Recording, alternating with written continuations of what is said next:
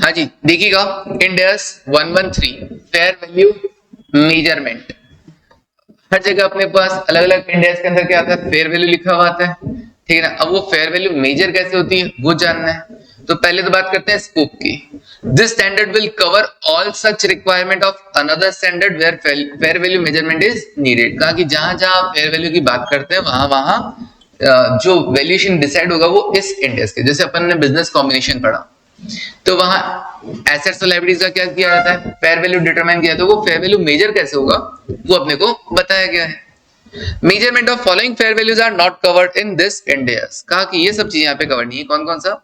एक तो इन्वेंट्रीज का जब तुम एनआरवी कैलकुलेट करते हो तो कहा कि भैया वो यहाँ पर नहीं कवर होगा। ऐसे ही वैल्यू इन जब यूज कैलकुलेट करते हो इंडेक्स 36 के अंदर वैल्यू इन यूज, ठीक है ना, वो यहाँ पे कवर नहीं होगा, उस फेयर वैल्यू को यहाँ पे कवर नहीं किया जाएगा। फिर मतलब ऐसा नहीं कि हर वैल्यू को यहाँ पे है, net realisable value no, value in use no, okay. Share based payment, share based payment के अंदर वो भी हम देखेंगे fair value referred in this. Lease के अंदर भी फेयर वैल्यू होता है, उसको भी यहाँ पे कवर नहीं किया जाता है। लीज लायबिलिटी होती है ना फेयर वैल्यू, वो एक्चुअली क्या होता है इन सब में कॉमन क्या है, लीज लायबिलिटी हो चाहे वैल्यू इन यूज हो, फ्यूचर बेनिफिट्स को देखकर फेयर वैल्यू निकाला जाता है। तो वो इसकी वो यहाँ पे कवर नहीं है। भाई आप फेयर वैल्यू किसी ऐसे कर रहे हो कि फ्यूचर में बेनिफिट कितना मिलेगा उसका प्रेजेंट वैल्यू करके निकाल रहे हो तो बस वो यहाँ पे कवर नहीं होगा।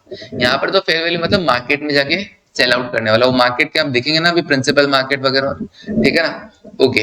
तो चार चीजें यहाँ पे कवर नहीं। अच्छा, शेयर बेस्ड पेमेंट, इसका भी फेयर वैल्यू, इसका भी फेयर वैल्यू निकालने का अपना अलग तरीका होता है। भाई मैंने 100 रुपए की चीज आपको 60 में दे रहा हूँ तो वो 40 रुपए देखा जाए तो उसका फेयर वैल्यू है ऑप्शन का। और भी बहुत सारी चीजें देखी जाती है फेयर वैल्यू के कैलकुलेशन, बट वो यहाँ पे कवर नहीं है, ओके। डेफिनेशन क्या है सर, फेयर वैल्यू होता क्या है? Fair value is the price that would be received to sell an asset और paid to transfer a liability, okay. कि जो किसी एसेट को बेचने से आपको मिलेगा या लायबिलिटी को ट्रांसफर करने से मिलेगा। लायबिलिटी ट्रांसफर करना मतलब लायबिलिटी का पे ऑफ कर देना या लायबिलिटी अपने माथे से हटा के खत्म कर देना, ठीक है ना, okay.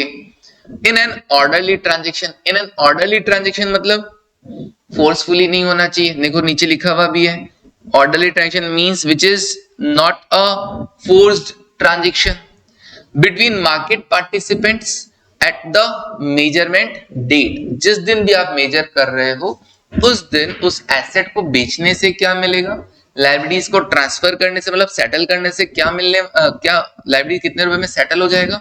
In an orderly transaction मतलब कोई फोर्स नहीं होना चाहिए between the market participants, okay. चलिए आगे बढ़ते हैं। Fair value at initial recognition, at the initial recognition generally fair value का मतलब क्या होता है, ट्रांजेक्शन प्राइस। इनिशियली तो फेयर वैल्यू मतलब ट्रांजेक्शन प्राइस पे तो आप डील करोगे तो फेयर वैल्यू क्या होगी, जितने भी इंडेक्स में आप फेयर वैल्यू लेते हैं इनिशियली आप क्या लेते हैं, ट्रांजेक्शन प्राइस को ही लेते हैं। एक्चुअली फेयर वैल्यू क्या होता है, actually the price that would be received to sell the asset और paid to transfer the liability, that is the exit price. Actually fair value होता है एग्जिट प्राइस, निकलने का प्राइस, एसेट बेच के निकलना है, लायबिलिटी से सेटल डाउन करके निकलना है। ट्रांजेक्शन प्राइस क्या होता है, एंट्री प्राइस होता है, the price paid to acquire the asset और receive to assume the liability, okay. मतलब एसेट खरीदा मैंने तो कितना पे किया, या लायबिलिटी इनकर हुआ, स्टार्टिंग में लोन लिया तब कितना पैसा मुझे मिला, ठीक है ना, that is the transaction price, okay. But initially क्या बोला, फेयर वैल्यू और ट्रांजेक्शन प्राइस क्या है, सेम होता है।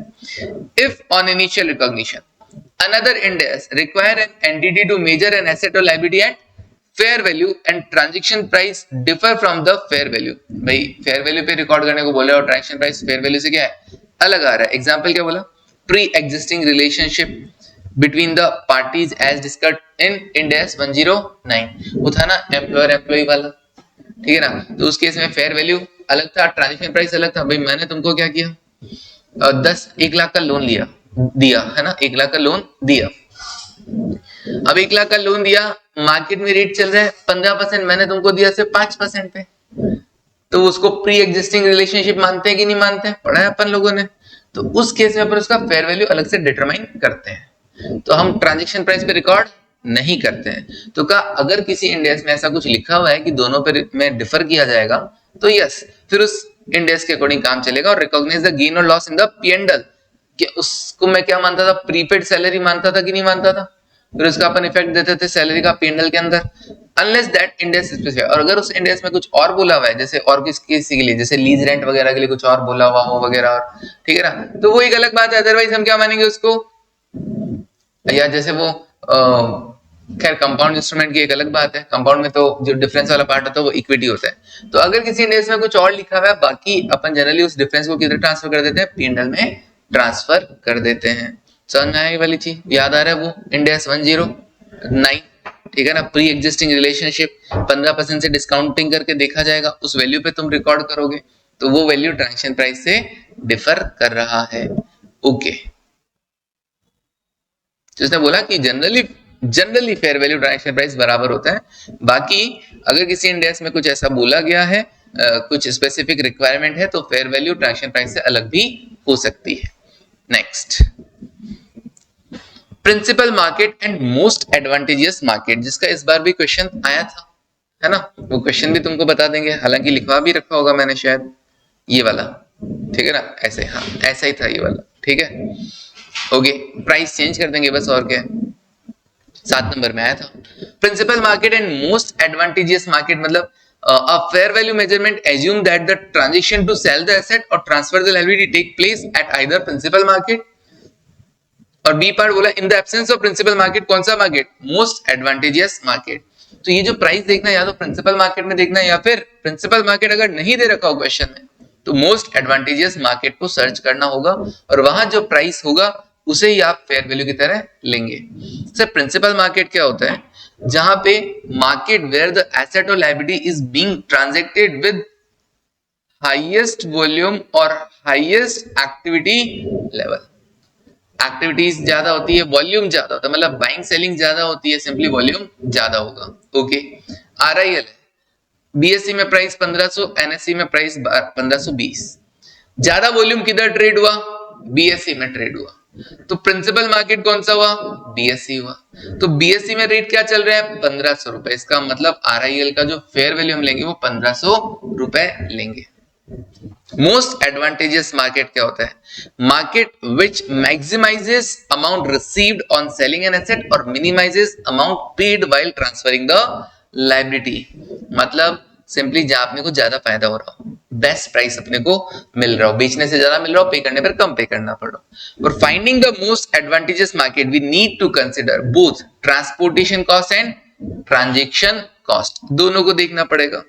और फेयर वैल्यू हमेशा क्या रहेगा, market value minus market price minus transaction cost. Okay sir कैसे होगा, इसको बताओगे, हाँ देखो कैसे होगा। ट्रांजैक्शन कॉस्ट को क्यों इग्नोर कर देना होता है, transaction cost is ignored because it is dealt in respect with respective index where fair value will be used. Okay, transaction cost को क्या कर दिया जाता है, अलग से ट्रीट किया जाता है, वो फेयर वैल्यू से अलग से लेस किया जाता है, तो उसको डिपेंड करता है कैसे ट्रीट करना है, एसेट की कॉस्ट का पार्ट मानना है कि नहीं मानना है, पीएनएल में चार्ज करना है, इसलिए उसको यहाँ पे हम कंसिडर नहीं करते हैं। An asset is sold into different active markets at different prices, दो अलग अलग जगह बिकता है, ये एग्जाम में आया हुआ question. An entity enter into transaction in both market and can access the price in those market for asset at the measurement date. Entity दोनों ही मार्केट में ट्रांजेक्शन करता है, entity enter into transaction in both market, और दोनों ही market की price को access कर सकता है मेजरमेंट डेट पर। इन market A the price that would be received कितना मिलेगा तुमको, 26 रुपए मिलेगा। ओके, मार्केट प्राइस 26 रुपए, ट्रांजैक्शन कॉस्ट बता रहे हैं 3 रुपए और ट्रांसपोर्टेशन कॉस्ट बता रहे हैं 2 रुपए, तो तुम्हारे नेट हाथ में कितना आने वाला है, 26 माइनस 5 21 रुपए। मार्केट बी की अगर मैं बात करूं तो वहां पे तुमको मिलेंगे 25 माइनस 1 रुपया और 2 रुपया हटाएंगे तो 25 माइनस 3 कितना था, 22। किधर ज्यादा मिल रहा है सर, मार्केट बी में ज्यादा मिल रहा है, मार्केट बी में ज्यादा मिल रहा है कि नहीं मिल रहा।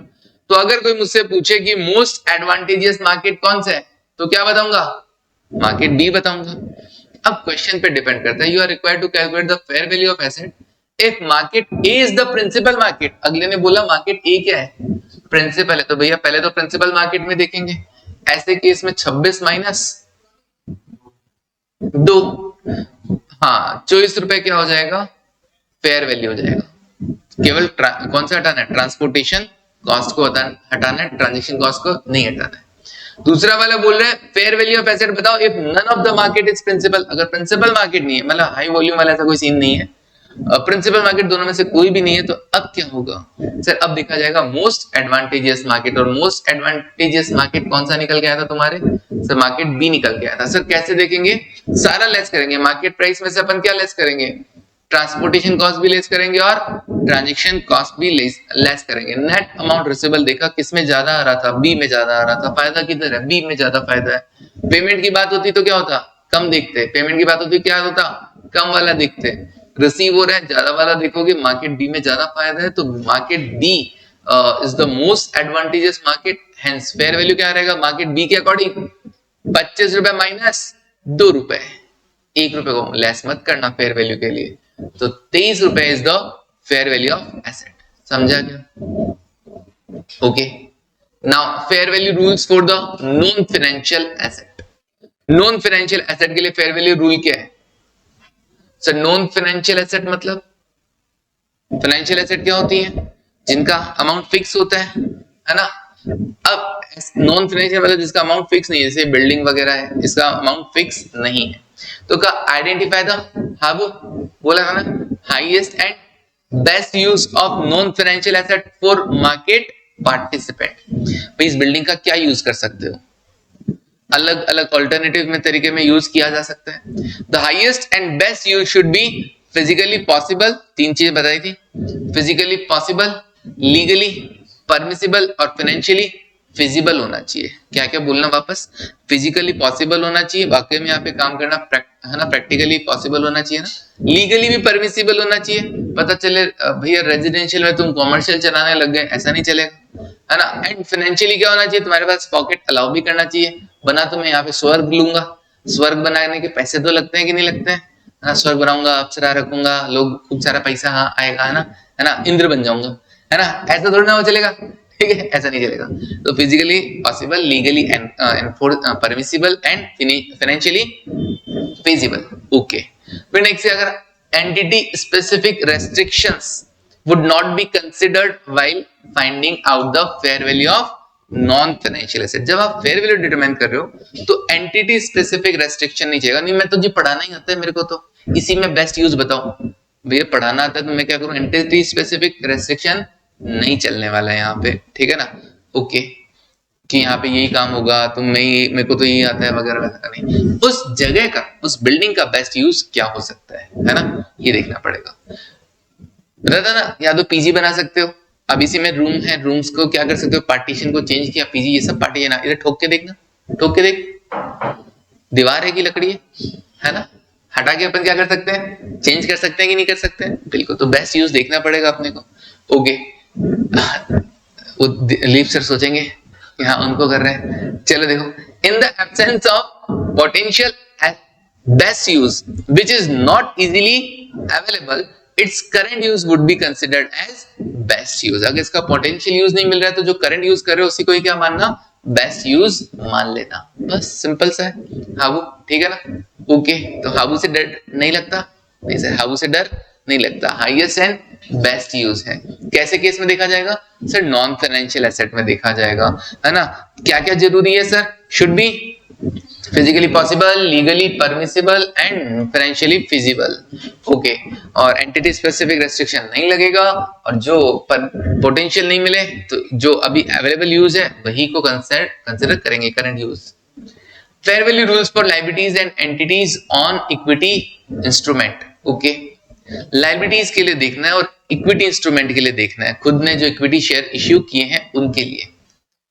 Fair value of liability और on equity instrument would be quoted price in an active market if available। भाई मैंने शेयर इशू किए हैं, अब मेरे शेयर का मैं जैसे रिलायंस कंपनी देखना चाह रही है उसका फेयर वैल्यू, तो फेयर वैल्यू क्या देखेगा? मार्केट में जो रेट ट्रेड कर रहा है वही तो देखेगा ना। बिल्कुल ऐसे ही लायबिलिटी के अंदर भी, जो अगर कोटेड प्राइस हो एक्टिव मार्केट में तब तो ठीक है। लायबिलिटी मतलब जैसे डिवेंचर्स हो गया, डिवेंचर्स भी तो हो सकता है ना। अब डिवेंचर मुझे तो क्या मिलेगा? फिक्स पैसा मिलेगा, लेकिन मान लो वो कोटेड लिस्टेड वगैरह, कोटेड प्राइस उसका अवेलेबल है अपने को। बॉन्ड वगैरह हो गए, बॉन्ड वगैरह कोटेड प्राइस अगर अपने को पता है लिस्टेड है तब तो ठीक है, एक्टिव मार्केट में है तो लायबिलिटी ना वो अपनी, ठीक है ना, इश्यू कर रखे हैं। तो लायबिलिटी या इक्विटी इंस्ट्रूमेंट के केस में अगर एक्टिव मार्केट हो तो उसका कोटेड प्राइस देख लो, लिस्टेड प्राइस देख लो. If that quote price is not in an active market is not available, अगर अवेलेबल नहीं है तो क्या करना, use quoted price of identical और सिमिलर लायबिलिटी. ऐसी कोई और लायबिलिटी या कोई इक्विटी इंस्ट्रूमेंट हो which are held by the other market participant as an asset, ठीक है ना, तो उसका देख लो. In absence of above use valuation technique. फिर आपको वैल्यूएशन टेक्निक पे जाना पड़ेगा, माइक यूज करना पड़ेगा. माइक मतलब मार्केट अप्रोच, इनकम अप्रोच और कॉस्ट अप्रोच. बीवी पढ़ लिया ना अभी तुमने, कॉस्ट अप्रोच. ये तीन माइक ही बोला था वहां पे भी. हाँ, मार्केट, इनकम और कॉस्ट अप्रोच. तो कोटेड प्राइस या तो खुद का देख लो वरना बाजू वाले का देख लो. बाजू वाले का भी ना मिले तो वैल्यूएशन टेक्निक यूज करनी पड़ेगी. वो कोई सी भी हो सकती है, मार्केट अप्रोच भी हो सकती है, इनकम अप्रोच भी हो सकती है और कॉस्ट अप्रोच भी हो सकती है. क्लियर है? ठीक है, ओके, ठीक है सर. लायबिलिटी के केस में जनरली क्या होता है, मार्केट अप्रोच और इनकम अप्रोच ही देख लेते हैं. एसेट्स में कॉस्ट अप्रोच भी देखा जाता है. फिलहाल लायबिलिटी की बात किया था ना तो अपन ने लिखा नहीं था फिर कॉस्ट अप्रोच इसलिए यहाँ पे. ठीक है, चलो देखो. फिर मैंने कहा था एक छोटी सी चीज याद कर लो रे, ठीक है ना. बोला था क्या, is the quoted price for an identical item in an active market available. Quoted price available है कहा, यस. तो देखना, is the price to be adjusted, क्या प्राइस को एडजस्ट करने का, नहीं. तो ये क्या लगेगा, लेवल 1 इनपुट. क्या लगेगा, लेवल 1 इनपुट. और अगर प्राइस एडजस्ट करना पड़ रहा है तो फिर सोचना क्या, is there are there any significant unobservable input. ये लाइन याद करना, सिग्निफिकेंट इनपुट है क्या, अनऑब्जर्वेबल, जिसको देखा नहीं गया था, ऑब्जर्व नहीं किया गया था. तो कहा नहीं, ऐसा कुछ नहीं है. तो सिग्निफिकेंट नहीं है तो लेवल 2 और सिग्निफिकेंट है तो लेवल 3. और फिर कहा था अगर मान लो कोटेड प्राइस अवेलेबल नहीं है तो फिर डायरेक्टली देखना क्या, are there any significant unobservable input. नहीं है तो लेवल 2 और यस है तो लेवल 3 इनपुट. ये अपने को बस डेटा याद करना तो थ्योरी के अंदर, बाकी ठीक है. एमसीक्यू में आ जाए तो मैंने कहा था कि एक बार दिमाग में रखना. ओके, अभी बजरंग मिला. बजरंग ने कहा सर सीएफआर के तो एमसीक्यूज हो जाते हैं क्योंकि जो पढ़ा उसमें से हो जाता है. बेचारे एसएफएम वाले क्या होते हैं, परेशान करते हैं अलग, है ना. तो कोई ना, एसएफएम वाले भी तैयार करने ही है. एक हालांकि उसको पीडीएफ मैंने शेयर कर रखी है, एक तुमको तुम्हारे साथ भी कर लूंगा. उसमें काफी सारे एमसीक्यूज एसएफएम के. हाँ, सीएफआर के तो ऐसे भी हो जाएंगे, टेंशन नहीं. पूरा पढ़ लेते हैं अपन, क्योंकि एसएफएम पूरा नहीं पढ़ा जाता है.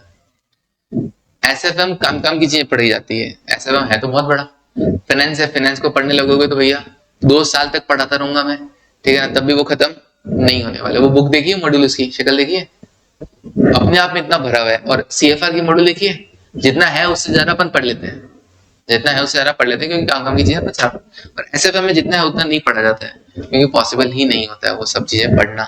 तो जितनी काम की चीज होती है ना वो पढ़ाई जाती है, जो एग्जाम में आने वाली चीज होती है वो पढ़ाई जाती है वहां पे.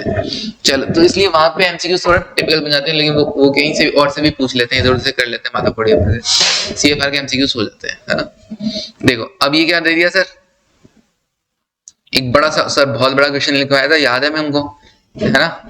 ओके, एबीसी लिमिटेड एक्वायर क्या कर रहा है, 5% equity share of XYZ limited for rupees कितना, 10 crore in the year 2021-22. 10 crore. अच्छा, 5% इक्विटी शेयर खरीदे एक्सवाईजेड लिमिटेड का, कितने में, 10 करोड़ में. Company is in the process of preparing the financial statement 2022-23 and is assessing the fair value at subsequent measurement of the investment made in the XYZ Limited. Investment का fair value देखना चाह रहे हैं, ठीक. अच्छा, 5% ही खरीदा है सर, एसोसिएट भी नहीं होता, ठीक है ना. ओके, तो नॉर्मल तरीके से चलेगा, कोई इक्विटी मेथड भी नहीं, नॉर्मल इन्वेस्टमेंट है, कोई कंसोलिडेटेड फाइनेंशियल स्टेटमेंट नहीं बनने वाला, सिर्फ एसएफएस बनेगा. Based on the observable input the ABC limited identified a similar nature of transaction in which PQR limited acquired 20% equity share in XYZ limited. तो एक ऐसा ट्रांजैक्शन था जिसमें पीक्यूआर लिमिटेड ने 20% शेयर एक्वायर किए थे. फिर अपन ने बोला था इसका कोई रिलेवेंस नहीं, आगे चल के ये बोला था कितने में, 60 करोड़ में. Price of such transaction was determined on the basis of comparable companies method, CCM method से इसका प्राइस निकाला गया था. एंटरप्राइज वैल्यू / EBITDA ईबीटा समझते हैं ना, earning before interest and tax and depreciation and amortisation, which was 8, मतलब ईबीटा अगर 1 रुपए है तो एंटरप्राइज का वैल्यू 8 रुपए है। अगर बीबी पढ़ लिया तो ये सब चीजें समझ में आती है, ठीक है ना। तो एंटरप्राइज वैल्यू स्लैश ईबीटा मतलब 8 रुपए का, मतलब ये मल्टीपल दे रखा है एक, है ना, एक मल्टीपल वैल्यू मल्टीपल दे रखा है, प्राइस मल्टीपल दे रखा है। तो अर्निंग के बेसिस पर एंटरप्राइज की वैल्यू दिखाई गई है 8 times. For the current year ईबीटा XYZ का कितना है 40 crore. At the time of acquisition, valuation was determined after considering 5% of liquidity discount। अच्छा, वैल्यूएशन के टाइम में आप 5% डिस्काउंट देते हैं लिक्विडिटी, और 5% का नॉन कंट्रोलिंग स्टेक डिस्काउंट देते हैं, क्योंकि तुम्हारा कंट्रोल थोड़ा ना 5%, तो वो आप कम कर देना अपने शेयर में से। लिक्विडिटी डिस्काउंट मतलब तुम भैया कभी भी लिक्विडिटी में कन्वर्ट कर सकते हो पैसे को, है ना, एंड टू एंड 5% का क्या कभी भी बेच लोगे। What will be the fair value of ABC investment in XYZ। अभी तुमको बताना, तो पहले XYZ का वैल्यूएशन करोगे। XYZ का ईबीटा है, EBITA 8, enterprise value to EBITA 8 times है, और ईबीटा दे रखा है 40। उसके हिसाब से XYZ की जो एंटरप्राइज वैल्यू निकल के आती है 320 करोड़ की निकल के आती है। 320 का करोड़ का तुमने तो 5% एक्वायर किया है ना, तो 5% कितना होता है 16 करोड़, ठीक है ना। वैल्यूएशन टेक्निक यही है और क्या है ना, इनकम अप्रोच हो गई है देखा जाए तो। ओके 16 करोड़, अब 16 करोड़ में तुमको 10% डिस्काउंटेड भी तो मिलेगा फेयर वैल्यू में। ओके तो 16 करोड़ में वो तो तब होता है ना जब तुम्हारा कंट्रोल होता, सिग्निफिकेंट इन्फ्लुएंस होता, ठीक है ना। यहाँ पे से 1.6, तो फेयर वैल्यू कितना रहेगा 16 माइनस 10% डिस्काउंट कर दो, 1.6 लेस कर दो 14.4। तो सर वो जो फालतू इन्फॉर्मेशन थी एबीसी लिमिटेड ने पीक्यूआर में कर रखा है भैया, वो 20% इक्विटी शेयर था, वहां सिग्निफिकेंट इन्फ्लुएंस हो जाता है। तुम्हारे तो ये लिक्विडिटी डिस्काउंट वगैरह भी लगना है, फालतू का दे रखा था, तुम्हारा इनकम अप्रोच के हिसाब से वैल्यूएशन करना था। क्लियर है। और वैसे भी तुम्हारी कोटेड प्राइस हो तो ठीक, उसकी कोटेड प्राइस दे रखी है, उससे आइडेंटिकल कोटेड प्राइस दे रखा हो तो ठीक। आइडेंटिकल तो यानी कंपेरेबल कंपनीज मेथड है, सीसीएम मेथड है, कोटेड प्राइस थोड़ा है, तो उस केस में तो फिर आपको वैल्यूएशन टेक्निक ही यूज करना पड़ेगा। तो अपन ने वैल्यूएशन टेक्निक यूज करके प्राइस कैलकुलेट कर लिया। समझ में आएगा? बिल्कुल सर। आगे बढ़ते हैं सर, नेक्स्ट। फिर ये क्वेश्चन देखा था, बस लास्ट था ये।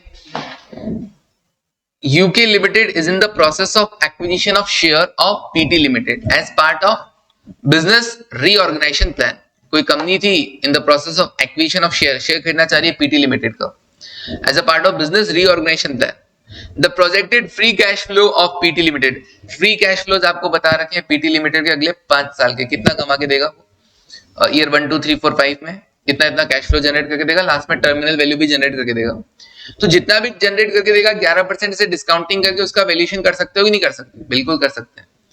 आज मेजरमेंट डेट को डेट कितना था 1465 करोड़ है, तो एक बात बताओ जो वैल्यू निकल के आएगी उसमें से डेट का पेमेंट करने के बाद ही जो इक्विटी का बचेगा। सरप्लस कैश भी है, सरप्लस कैश का मतलब है जो तुम्हारे ये 5 साल की जो कैश फ्लो जनरेट करने में काम नहीं आ रहा है। सरप्लस कैश मतलब ये जो प्रोजेक्टेड फ्री कैश फ्लो है ना पीटी लिमिटेड में जो तुम इन्वेस्ट कर रहे हो उसके अलावा है। पीटी लिमिटेड में जो पैसा तुम लगा रहे हो उसके अलावा तुम्हारे पास कैश पड़ा है, तो ये भी तो तुम्हारे इक्विटी शेयर होल्डर्स का ही पार्ट हुआ। इक्विटी शेयर होल्डर्स का वर्थ बढ़ाएगा ना, बढ़ाएगा उनका पैसा। टोटल नंबर ऑफ शेयर्स कितने हैं 85284223 शेयर, तो जो भी वैल्यूएशन आएगा उसके हिसाब से अच्छा उसको डिवाइड कर देंगे नंबर ऑफ शेयर से, तो पर वैल्यू आ जाएगा कि नहीं आ जाएगा। वैल्यू ऑफ शेयर बताना है इनकम अप्रोच से, बता देंगे सर। तो कैश फ्लोज जो तुमको दे रखे हैं, जो टर्मिनल वैल्यूज दे रखी है उनको पी फैक्टर से मल्टीप्लाई करोगे 11% से। Free cash flow available to the firm मतलब उसके हिसाब से वैल्यू कैलकुलेट करके आ गया, ठीक है ना। प्रेजेंट वैल्यू आ गया ऑफ फ्री कैश फ्लोज, और यही क्या हो गया उसका वैल्यूएशन हो गया देखा जाए एंटरप्राइज वैल्यू। एंटरप्राइज वैल्यू में से अपन ने या यूं कहूं वैल्यू ऑफ द जो उसमें इन्वेस्टमेंट का वैल्यू है उसमें से अब डेट हटा दो और सरप्लस कैश को क्या कर दो ऐड कर दो, जो भी तुम्हारा सरप्लस कैश है ये क्या आ जाएगा इक्विटी वैल्यू आ जाएगा। इक्विटी शेयर होल्डर को भाई उस इन्वेस्टमेंट की वैल्यूएशन अगर देखा जाए तो इतनी है, वो जो पीटी लिमिटेड में इन्वेस्टमेंट कर रहे हैं उसका वैल्यू आज इतना है। तो अगर मैं आज देखूं मार्केट में बेचने जाऊं, मैं कहूंगा कि देखो हर्ष मेरी कंपनी अगर पीटी लिमिटेड से कॉन्ट्रैक्ट करेगी ना तो इतना रेवेन्यू जनरेट होगा, उसके हिसाब से मेरी कंपनी की वैल्यू इतनी बनती है 3105। हाँ हालांकि मेरी डेट लायबिलिटी भी है जो मुझे पे करनी पड़ेगी तो मैं उसमें से लेस कर देता हूँ, लेकिन मेरे पास सरप्लस कैश भी है, देखो ये वाला कैश ये भी तुमको दे दूंगा। तो इक्विटी शेयर होल्डर्स को अगर बताऊं तो इक्विटी शेयर होल्डर के हिसाब से वर्थ कितनी है, पीटी लिमिटेड में जो मेरे को रेवेन्यू जनरेट होगा उसके हिसाब से आज की वैल्यू, डेट का पेमेंट करने के बाद जो इक्विटी का वैल्यू बचेगा वो, और प्लस जो सरप्लस कैश है वो भी तो इक्विटी शेयर होल्डर के हाथ में ही है ना, वो ऐड कर देना। इक्विटी वैल्यू जाएगा उसको नंबर ऑफ शेयर से डिवाइड कर देना, क्या आ जाएगा, वैल्यू पर शेयर आ जाएगा। समझ में आया? तो दो क्वेश्चन तो मैंने आपको करवा दिए थे वही सीए मॉडल के। अब जो बाकी बचे हुए क्वेश्चन है वो कल करोगे, है तो थोड़े से देख लेते हैं, एक दो जो देखा जाएगा वो यहाँ पे देख लेते हैं, कल और ऐड करके मर्ज कर देंगे, है ना, ठीक है।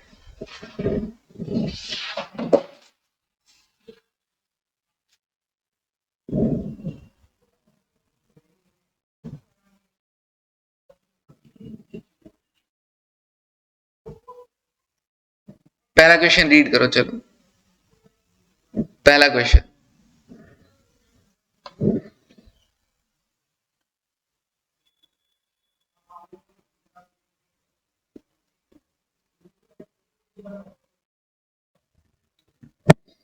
लगाओ दिमाग।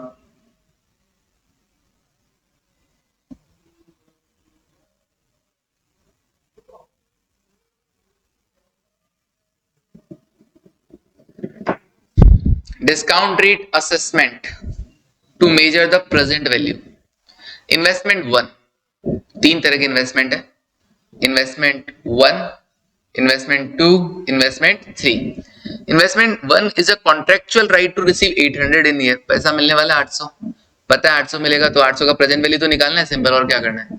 There is an established market for the comparable asset and information about those asset including price information is available of those comparable asset. Investment two भी है, is a contractual right to receive, वहां पे आपको एक साल बाद 1200 मिलेंगे और उसका मार्केट में प्राइस 1083 चल रहा है। ओके, मतलब सिमिलरिटी है, यहाँ पर भी एक साल बाद मिलेगा, यहाँ पर भी एक साल बाद मिलेगा। ओके, और इसका मार्केट प्राइस 1083 बता रहा है, मतलब इनका कैरेक्टरिस्टिक तो सेम है, सिमिलर है, तो हम वैल्यूज के बेसिस पे डिटरमाइन कर सकते हैं। ओके, अब क्या करूंगा मैं, अच्छा इन्वेस्टमेंट थ्री क्या बोल रहे हैं, मिलेगा 700 लेकिन 2 साल में, ये थोड़ा सा हमारे क्या हो गया, आइडेंटिकल नहीं है, सिमिलर नहीं है। ओके, तो हम इसको अवॉइड करेंगे। तो अब मुझे जो प्राइस निकालना है वो इन्वेस्टमेंट टू को बेस लेते हुए करना है। अब इन्वेस्टमेंट टू में मुझे देखना पड़ेगा क्या, आज 1083 इसकी फेयर वैल्यू है, प्रेजेंट वैल्यू, एक साल बाद मिलेगा कितना, 1200। तो क्या मैं रिटर्न पता कर सकता हूं कि नहीं कर सकता हूं, हाँ sir, future value 1200, present value 1083, rate पता चल जाएगा, 1200 डिवाइड बाई 1083 करना,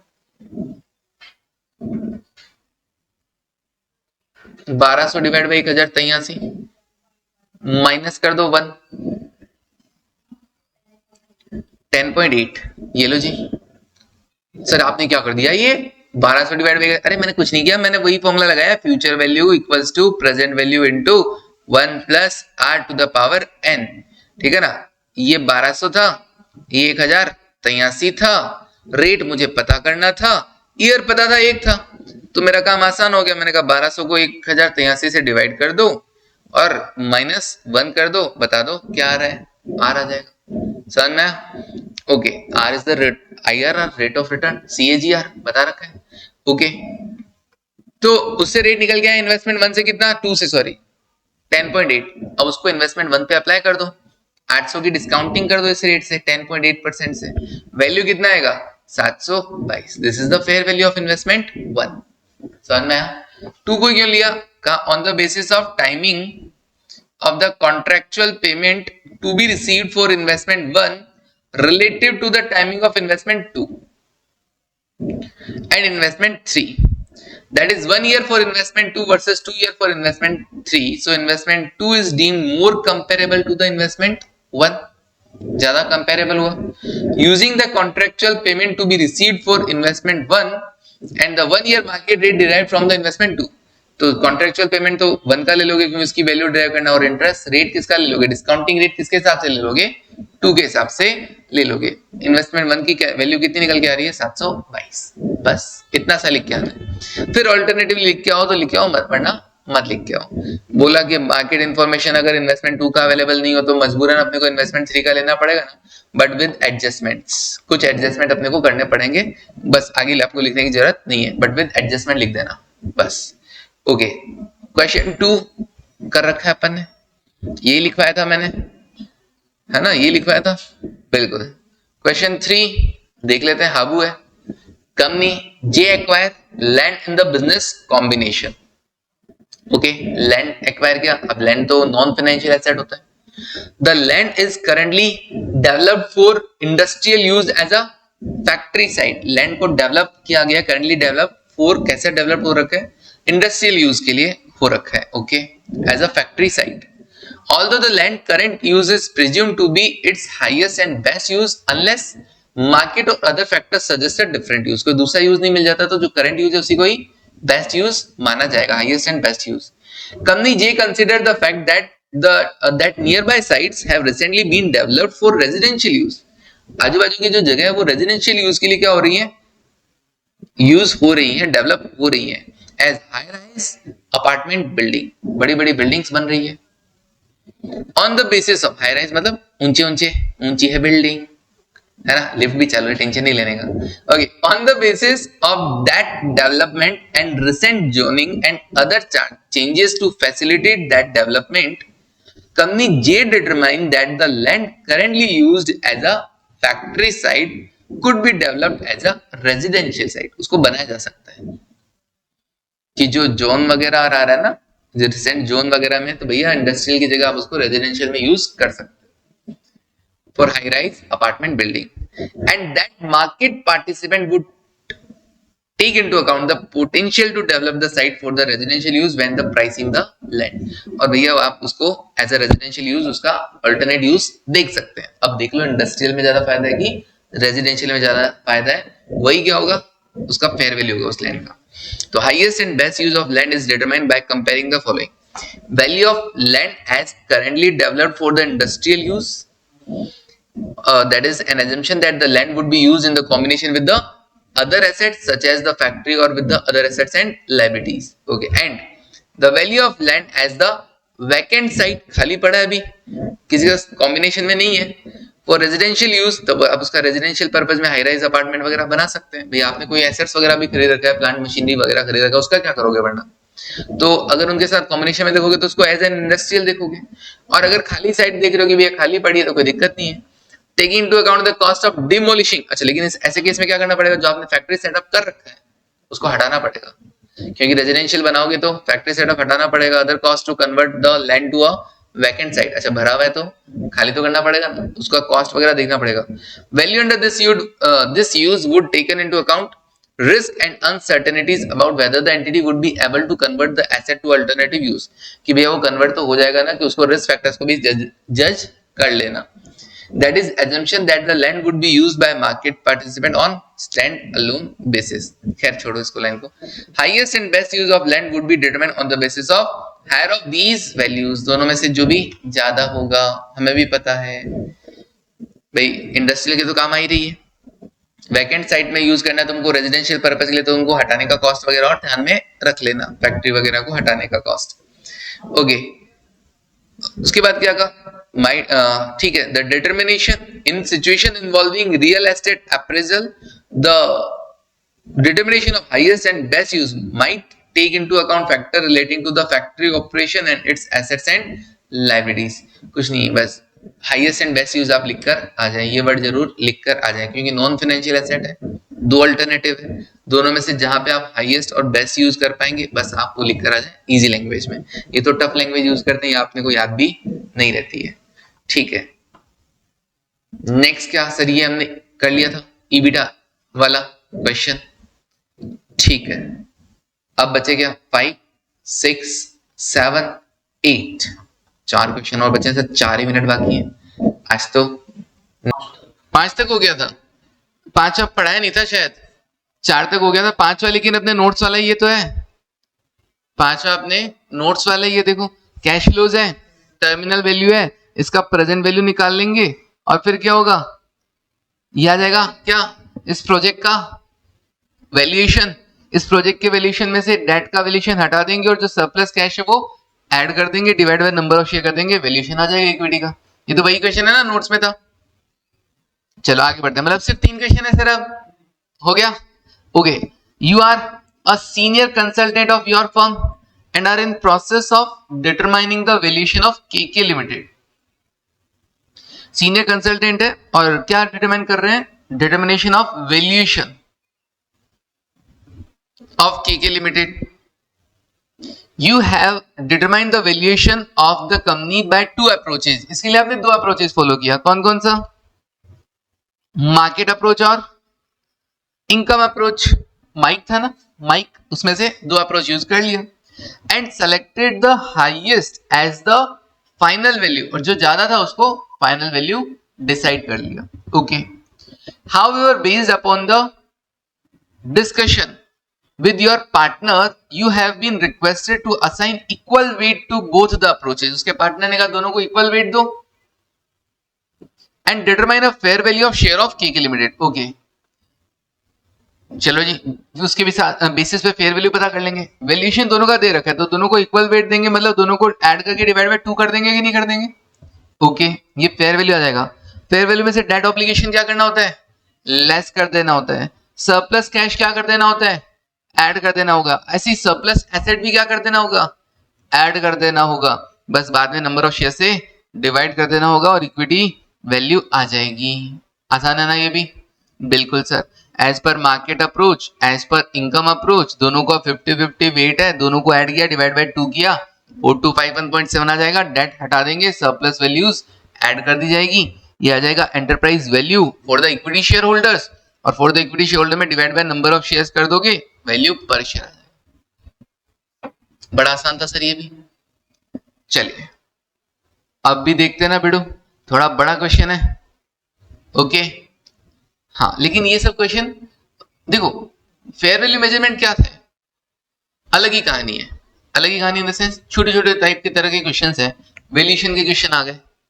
फेयर वैल्यू मेजरमेंट में क्या आ रहा है? वैल्यूएशन के क्वेश्चंस आ रहे हैं. देखा जाए तो एक वो प्रिंसिपल मार्केट वाला, मोस्ट एडवांटेजेस मार्केट वाला जरूर 113 से लगता है, बाकी तो वैल्यूएशन के क्वेश्चन है और कुछ नहीं है ना. Okay. 1 January 2021 A Limited assumes a decommissioning liability in a business combination.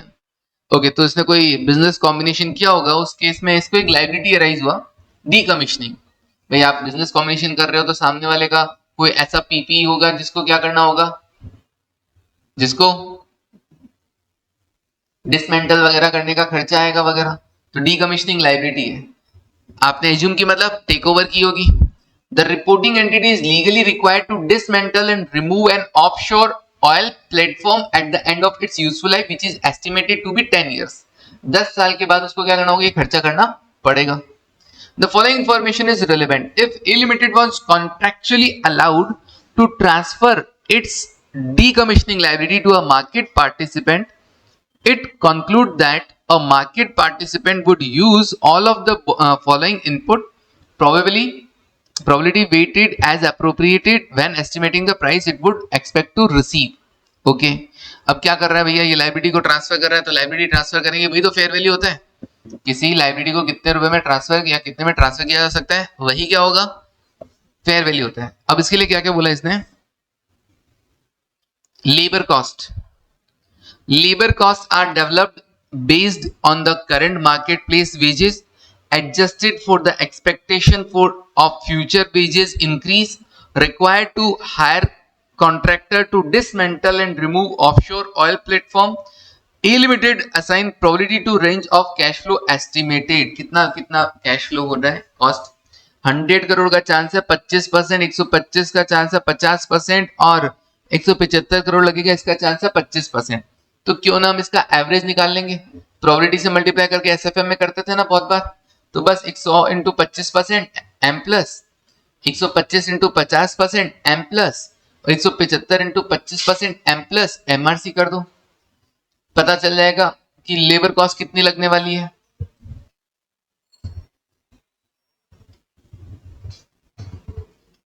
कितनी आई? 131.25. ओके, 131.25. लेकिन लगेगी कब ये? 10 साल बाद लगेगा. 10 साल बाद. अभी और बहुत सारे डेटा है, उनको भी पढ़ते हैं. Allocation of overhead cost. Overhead cost को इस पे कितना अलोकेट करोगे? लेबर कॉस्ट का 80%. तो जो वैल्यू है उसका 80% कर दो. कितना है? 10 5। ओके सर 105 ये भी लगेगा। और क्या लगेगा?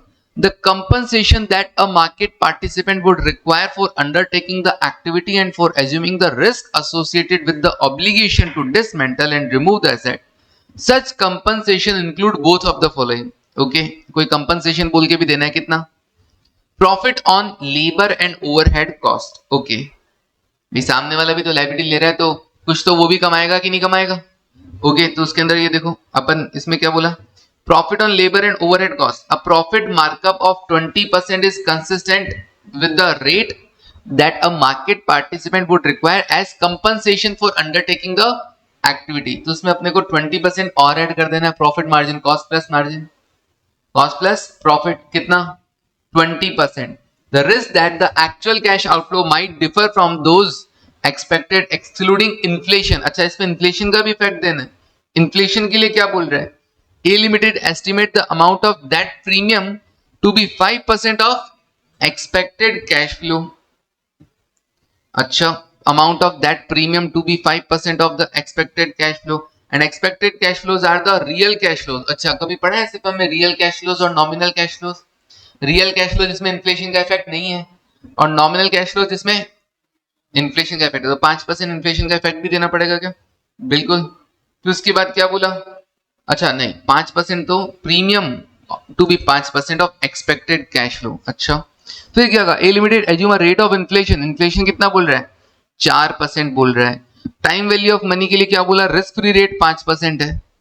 और फिर बोला नॉन परफॉर्मेंस रिस्क, जो रिस्क है relating to the risk that entity A will not fulfil the obligation including a limited on credit risk, कितना? 3.5%। ये बोल रहे हैं कि भैया रिस्क फ्री रेट तो कितना है? 5%। और हम डिस्काउंटिंग किससे करते हैं? सर, जिस प्रोजेक्ट में जितना रिस्क है उसके हिसाब से डिस्काउंटिंग किया जाता है। तो क्रेडिट रिस्क के हिसाब से तुम एक रेट और ऐड कर लेना, कितना?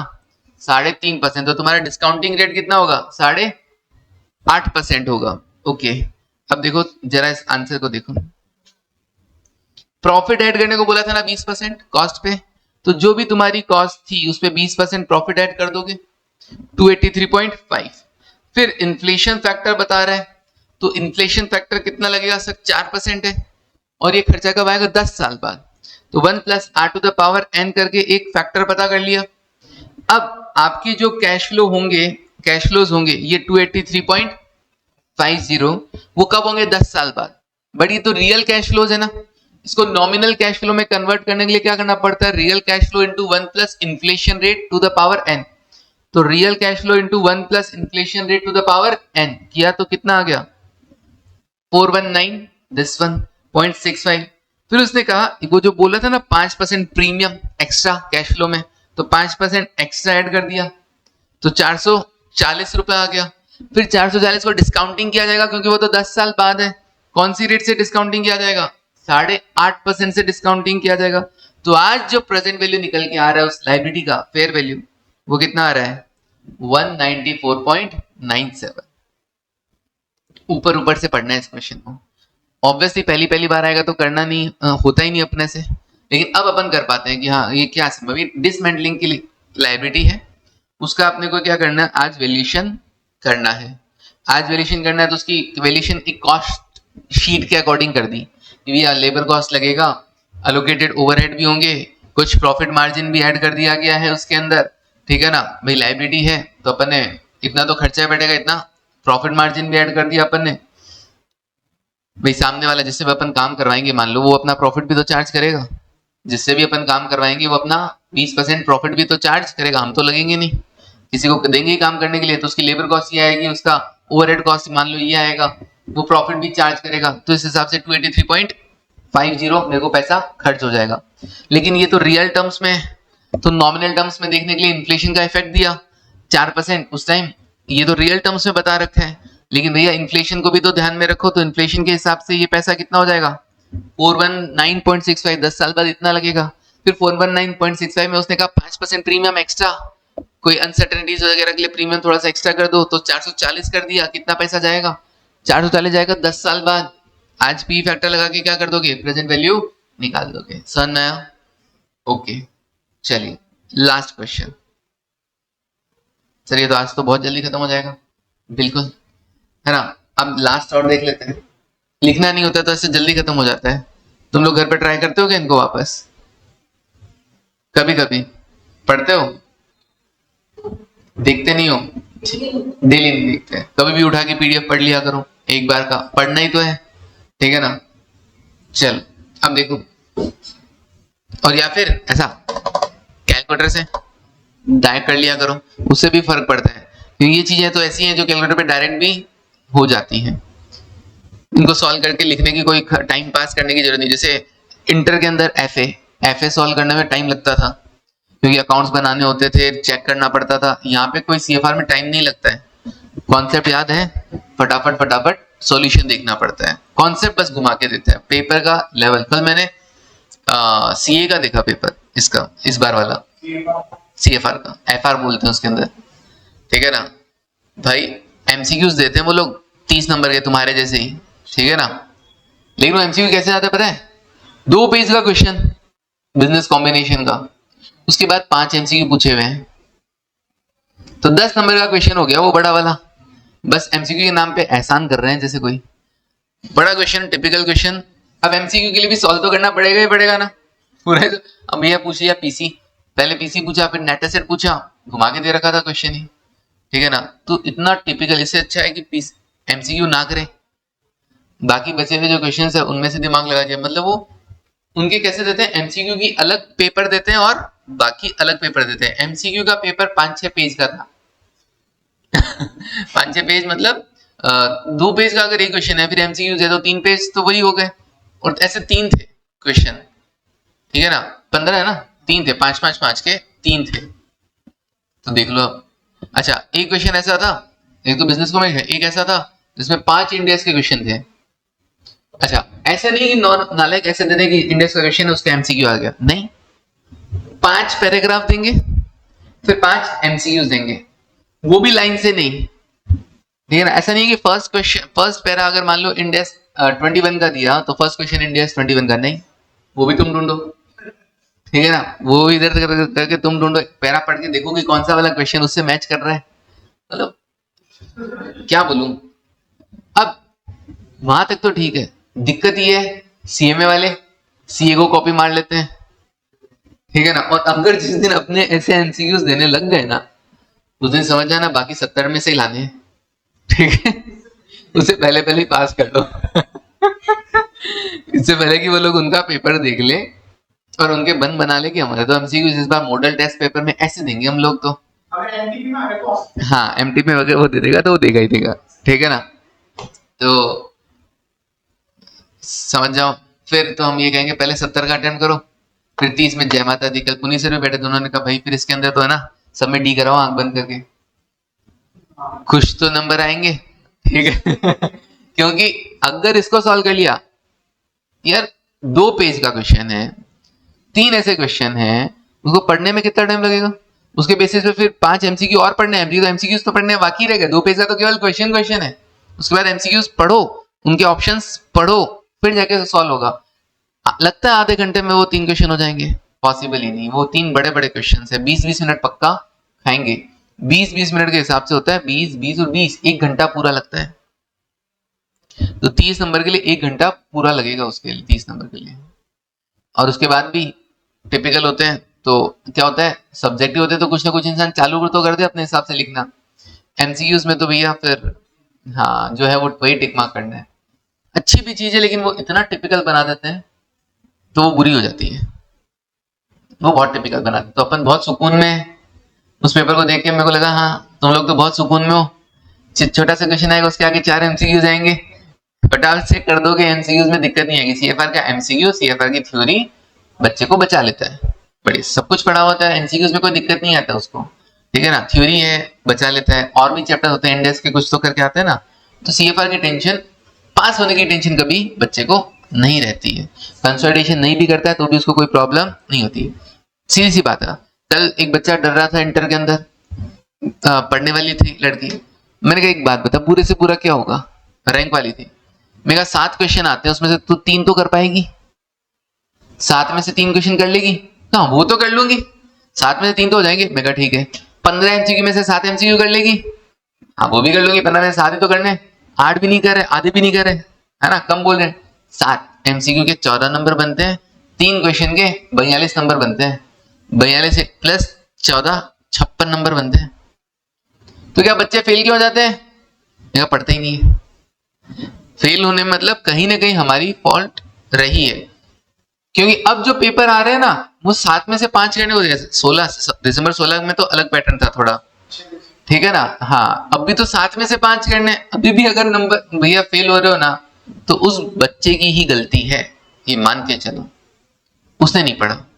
क्योंकि अगर जितना पढ़ाया जा रहा है अगर वो उसका वो सारा वो पढ़ के गया ना, एक्स्ट्रा नहीं भी करके गया ना, वो पास तो हो जाएगा।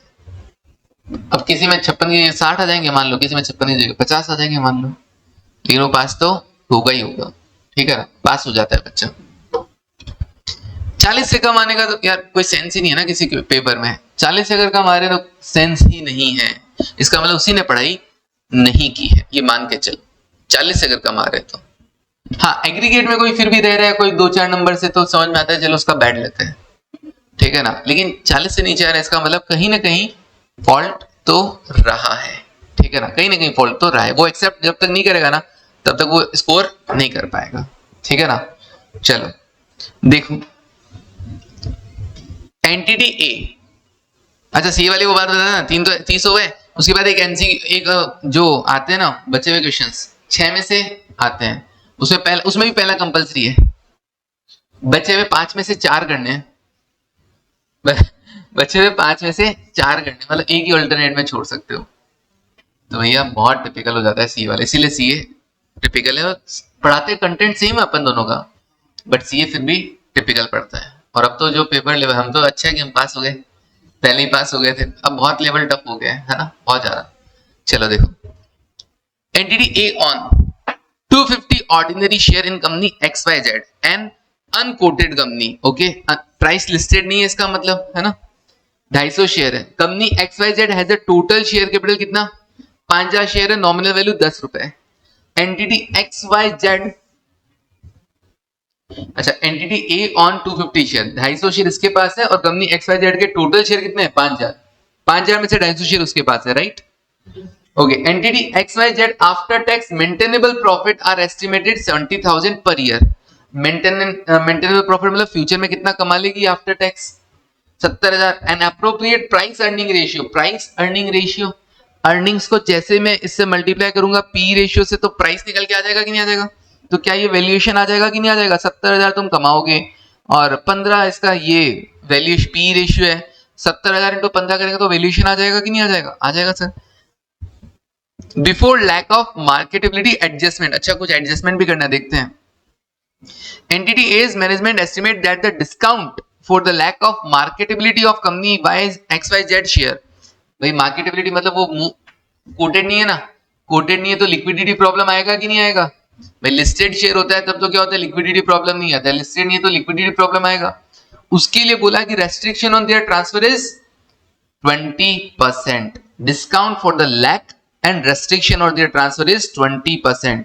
आपको डिस्काउंटिंग फैक्टर लगाना है 20%, जो भी वैल्यूएशन आएगा उसमें से 20% क्या कर देना, कम कर देना, जो भी वैल्यूएशन आएगा उसमें से 20% कम कर देना। देखना जरा 70,000 इंटू 15 माइनस 20% करियो, 8,40,000। अब एंटिटी ए क्या कर रहा है, वैल्यू कर रहा है अपनी होल्डिंग को based on the earnings, determine the fair value of entity A is investment. 840 है, डिवाइड बाय 5000 शेयर करना इंटू 250 करना, 42,000, ये लो जी 42,000 आ गया, समझ में आया कैसे आया, बड़ा सिंपल सा था। 70,000 है, 15 पी रेशियो है, एडजस्टेड डिस्काउंट फैक्टर बोल रहा है कितना, क्या नहीं ऑनलाइन वालों चल रही है क्या, तुम्हारा नेट रुक गया होगा, चलो कोई नहीं, सुन लिया क्वेश्चन तो सुन ही लिया ना। अब 70,000 प्राइस है, 15 रुपए क्या है, 15 पी रेशियो, 15 पी रेशियो, तो क्या 70,000 को 15 से मल्टीप्लाई करूंगा प्राइस आ जाएगा कि नहीं आ जाएगा, लेकिन उसने बोला 20% डिस्काउंट दे देना भैया। हर जगह हर क्वेश्चन में देखा अपन ऐसा डिस्काउंट लगा देते हैं, वो लोग किसी न किसी रेस्ट्रिक्शन लगते ही क्या हो जाएगा, रेट डाउन हो जाएगा, रेस्ट्रिक्शन लगते ही क्या हो जाएगा, रेट डाउन हो जाएगा। तो 20% डिस्काउंट लगाना था, इसने 80% से मल्टीप्लाई कर दिया। इसने बोल दिया adjusted discount factor, adjusted discount factor. Adjusted discount factor को वो मत मान लेना, पी फैक्टर मत मान लेना। डिस्काउंट फैक्टर मतलब 20% डिस्काउंट लग गया तो अभी 0.80 से अपने को मल्टीप्लाई करना है। ओके, 8,40,000 आ गया, 8,40,000 को 5,000 से डिवाइड किया, शेयर का प्राइस आ गया 168 और आपके पास शेयर कितने थे? 250। डन, क्लियर है। लास्ट क्वेश्चन, लास्ट क्वेश्चन चल रहा है क्या? चल गया क्या? Okay. Based on the fact given in the aforementioned part 1, assume that entity A estimate the fair value of the share it on in company XYZ। अच्छा क्या बोल रहा है? Based on the fact given in the aforementioned part 1, उसी को data को लेना। assume क्या करना है? entity A estimate the fair value of share it on in company XYZ using a net asset valuation technique। अच्छा, अभी अर्निंग अप्रोच नहीं, अभी नेट एसेट। ऐसे लग रहा है कि मैं वैल्यूएशन ऑफ शेयर पढ़ा रहा हूं, ठीक है ना? हाँ या ना? ऐसे लगा, क्योंकि शेयर के लिए बात हो रही तो ऐसे लगेगा फेयर वैल्यू में, शेयर की fair value. The fair value of company XYZ net asset including those recognised in the balance sheet and those are not recognised is कितना? Fair value of net asset बोल दिया कितना? 8.5 लाख। तो भैया क्या बात कर दी? 8.5 क्या बात कर रहे हो, है ना? 8.5 लाख है, divide by number of share करेंगे कितना? 5,000। एक शेयर का वैल्यू आ जाएगा ना, उसमें इंटू 250 कर देंगे, आ जाएगा। तो 8.5 लाख डिवाइड बाय 5,000 करूंगा, एक शेयर का वैल्यू आ गया, और एक शेयर के वैल्यू को 250 से मल्टीप्लाई करूंगा तो 42,500 आ गया। कुछ भी नहीं था आज के क्वेश्चंस में देखा जाए तो, बस लेंदी थे। एक बार पढ़े हुए रहते हैं तो हो जाता है, एक बार नहीं पढ़े हुए रहते हैं ना तो कहीं ना कहीं मिस्टेक कर देते हैं, लेकिन पढ़े होने के बाद ऐसा ये कोई क्वेश्चन है, गलत होने का कोई चांस है क्या इनमें? कोई चांस नहीं इसमें। अरे एक डाउट भी लेते जाना सर, ये क्या है पी रेशियो वगैरह? देखो पी रेशियो का फॉर्मूला क्या होता है? डाउट लेके मत जाना, सॉल्यूशन लेके जाना। P ratio MPS upon EPS. चलो एक काम करते हैं, 70,000 की अर्निंग है ना, डिवाइड बाय 5,000 शेयर कर दो, कितना आया? 14,000। 14,000 कैसे आएगा? 70,000 14 रुपए। हाँ, अर्निंग पर शेयर कितना? 14।